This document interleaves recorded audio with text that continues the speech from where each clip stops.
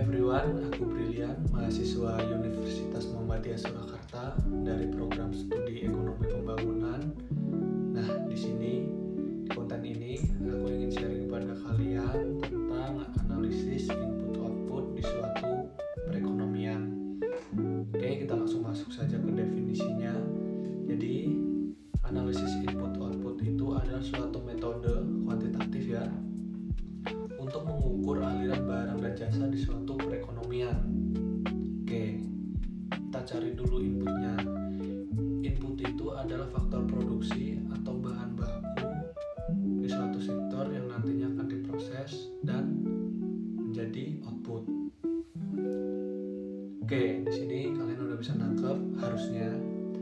Berarti output itu adalah suatu hasil dari pemrosesan input itu sendiri, gitu ya.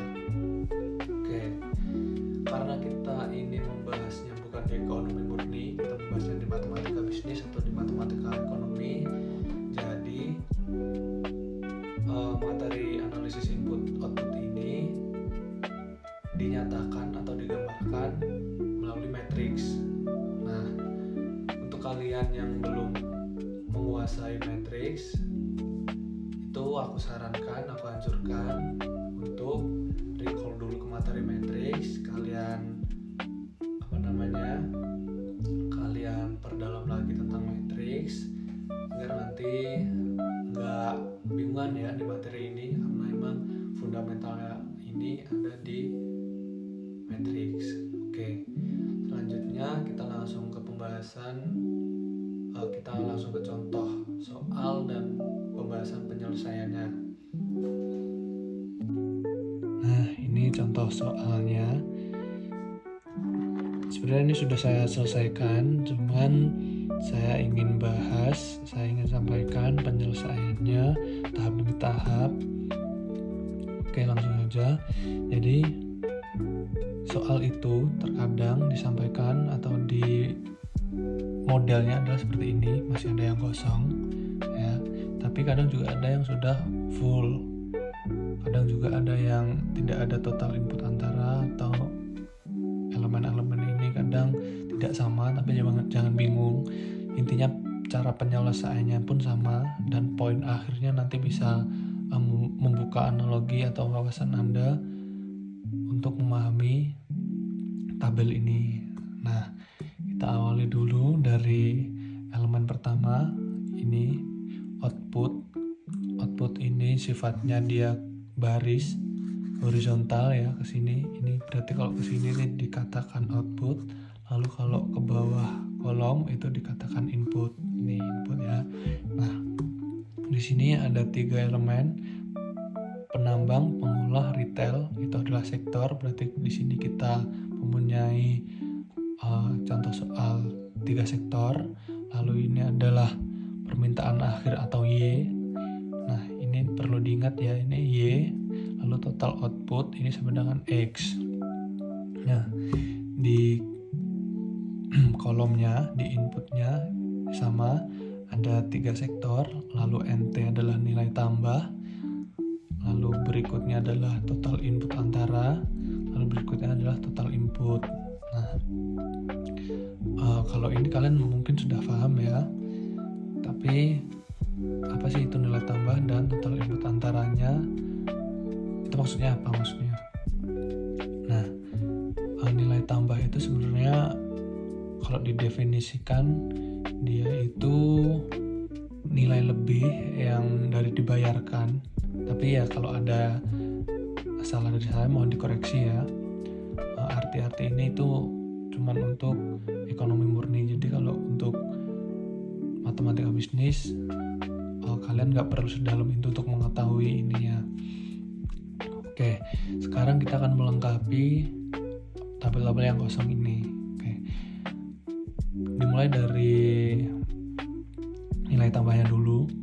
Jadi untuk menentukan nilai tambah, kita itu harus mengetahui nilai total input antaranya. Untuk menentukan nilai total input antaranya, itu kita harus menjumlahkan 3 sektor inputnya. 20 tambah 30 tambah 10 itu sama dengan 60 ya.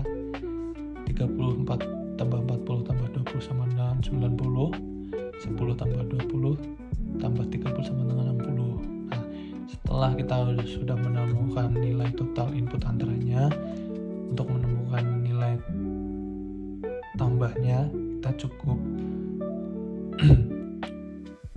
mengurang atau menjumlahkan antara total input dengan total input antara. Jadi total input dikurang dengan total input antara. 10 dikurang 60 sama dengan 40.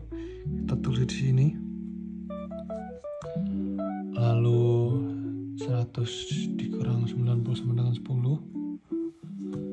100 dikurang 60 sama dengan 40. Nah, 40 ya. Lalu untuk permintaan akhir itu kita cuma jumlah ya. Jadi 20, 30 tambah 10 kan 40. Ya, tinggal jumlah saja. 20, 40, 70 tambah 90.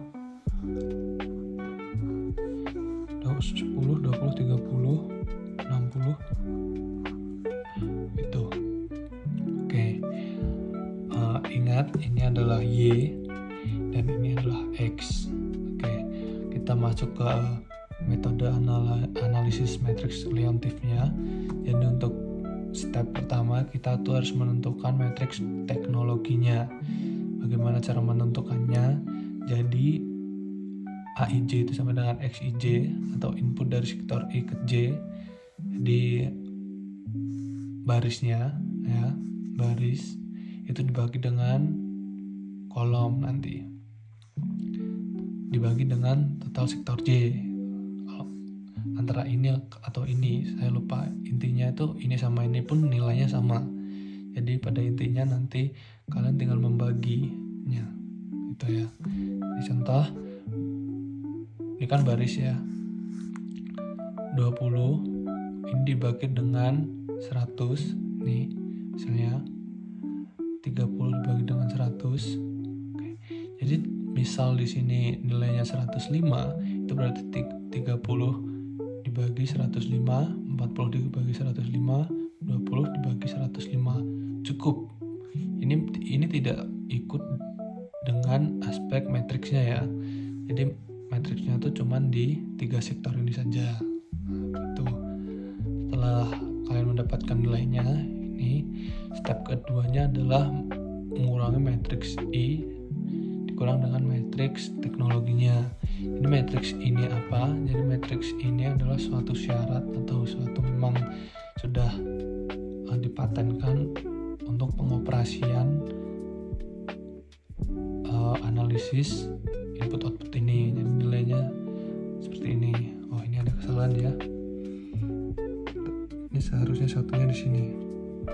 Ini kalian cukup hafalkan dia begini ya. Tuh. Tinggal dikurang saja dengan matriks teknologinya. Ini. Ya. 1 dikurang 0,2 sama dengan 0,38, 0 dikurang 0,3 sama dengan negatif 0,3, 0 dikurangi 0,1 sama dengan negatif 0,1 dan seterusnya. Lalu step 3-nya adalah menginverskan hasil dari step 2, yaitu pengurangan dari matriks I dikurangi dengan matriks A atau matriks teknologinya. Jadi saya langsung tuliskan saja hasilnya agar lebih menyingkat waktu ya. Nah, inilah hasilnya.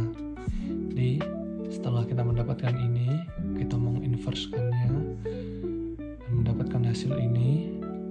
Lalu lanjut ke step keempat untuk memverifikasi apakah benar X sama dengan matriks dalam kurung matriks I dikurang matriks A atau matriks teknologi lalu tutup kurung inverskan dikali dengan Y. Nah, Y itu adalah total outputnya itu sendiri. Nah, di sini kalian setelah mendapatkan inverse-nya, ini kan inverse-nya, ini tinggal dikali dengan Y-nya ya, dengan Y-nya. Oh maaf, yang Y itu adalah permintaan akhirnya. Jadi ini 40, 90, 60 ya. Ini ini anggap saja 40, 90, 60 ya kan. Itu tinggal kalian kalikan, jadi dimasukkan ke matriks awalnya. Jadi seperti ini ya.